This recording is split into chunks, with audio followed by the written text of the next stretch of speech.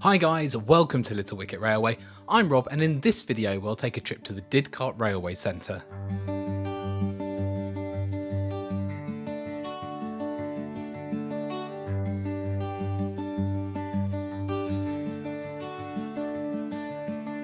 The Railway Centre, located in Oxfordshire, England, is a living museum dedicated to the history of the Great Western Railway. The centre was established in 1967 by the Great Western Society to preserve the legacy of the GWR.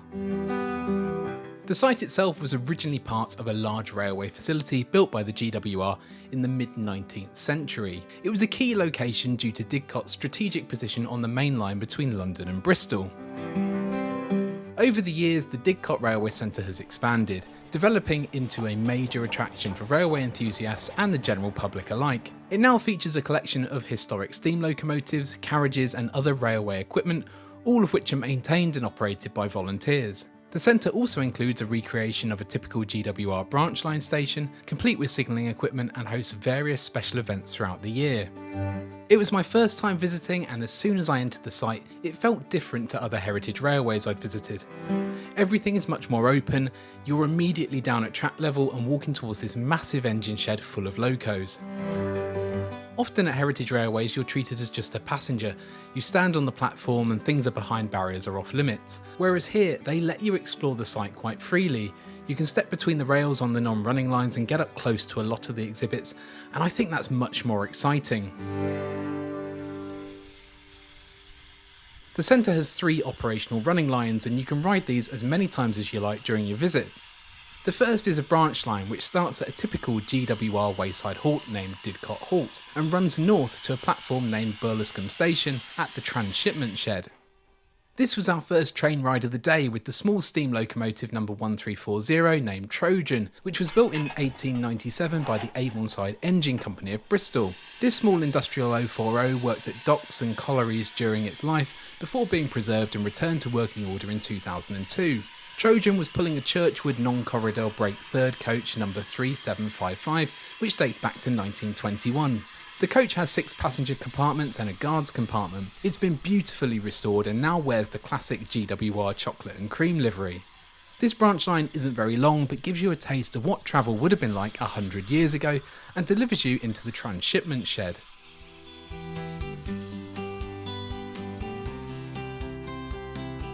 The shed dates back to the days of broad gauge railways and was used to transfer goods between broad and standard gauge rolling stock. Here you can see some replica broad gauge locomotives such as Firefly and Iron Duke. And you can even step up onto the footplate and see what it would have been like to operate these beautiful locomotives. The shed is at the start of the second running line that the museum has, which is the broad gauge railway, and this runs part of the way alongside the branch line. Unfortunately, it wasn't running on the day that we visited, but it was still great to see what the broad gauge locomotives looked like, even as static displays. The third and final running line is the Mainline, which runs for about half a mile between the Oxford Road station and Eynsham. On the day that we were there, Pendennis Castle was running back and forth on a regular basis.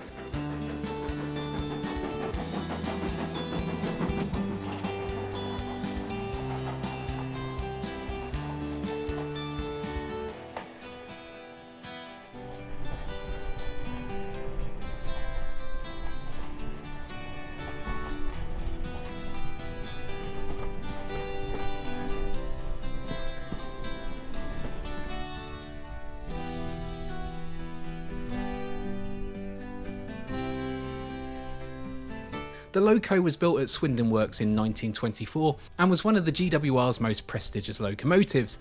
It was withdrawn in 1964 and ownership changed a number of times over the decades, and even included 23 years based in Australia. It was the second steam locomotive to circumnavigate the world after the Flying Scotsman, and it entered service at Didcot in 2022.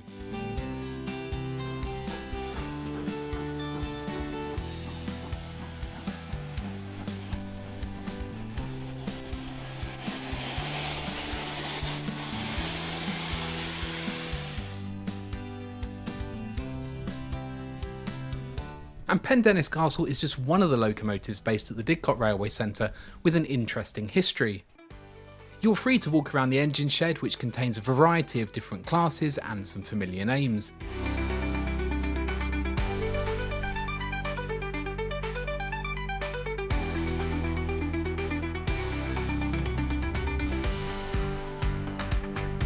You can even climb up onto the footplate at some of them, including 3822, which is famous for appearing as the Miracle Express in the music video for the Queen song Breakthrough.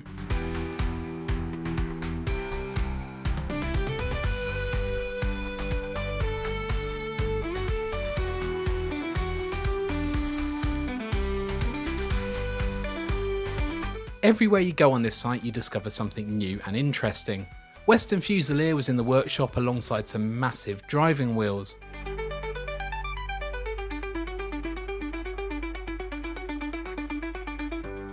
Outside the workshop is this rather impressive 50-ton steam breakdown crane, and there are wagons of all sorts dotted around the place.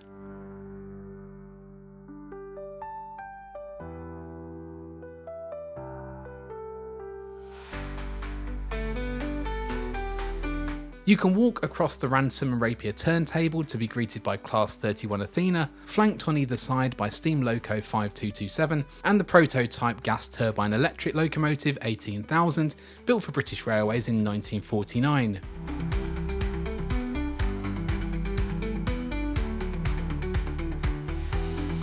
They've even got an example of a traverser, something I've seen on model railways but never full-sized.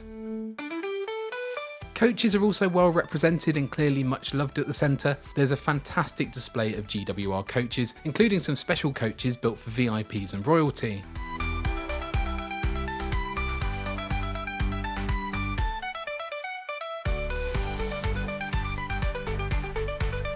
We'd gone to take a look at this Thornycroft van when we retreated to diesel shunter DL26, moving a Shunters wagon around the site.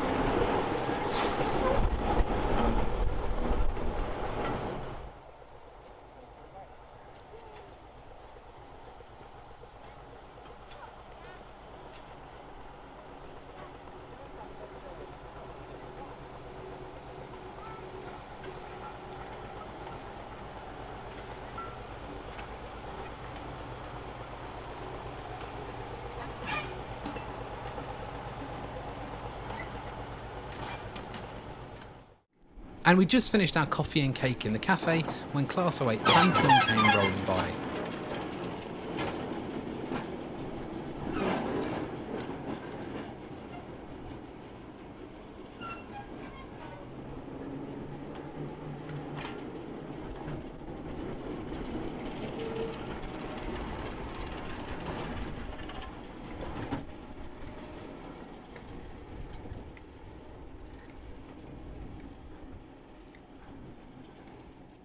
There's a G-gauge model railway and two shops on site, one with souvenirs and one full of railwayana and model railway stuff.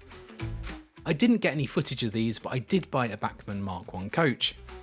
Next to the model railway shop, we found a shed containing steam rail motor number 93, which was built in 1908 and has been beautifully restored both internally and externally. It's fascinating to see the driving controls and also to squeeze through into the boiler area and see how everything has been combined into a single unit.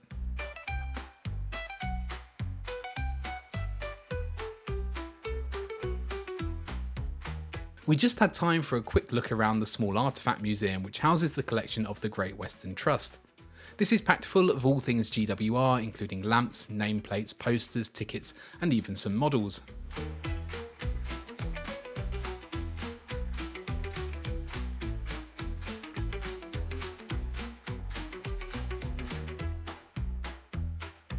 Time was running out for us now, but as we were heading off we ventured up the impressive coal stage which sits close to the entrance.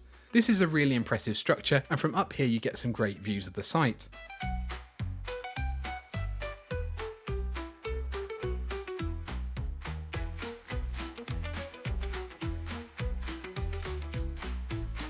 You can also see over to Didcot Parkway on the National Railway network, and we were lucky enough to spot 37175 and 66092, which just topped off a great day up the railway.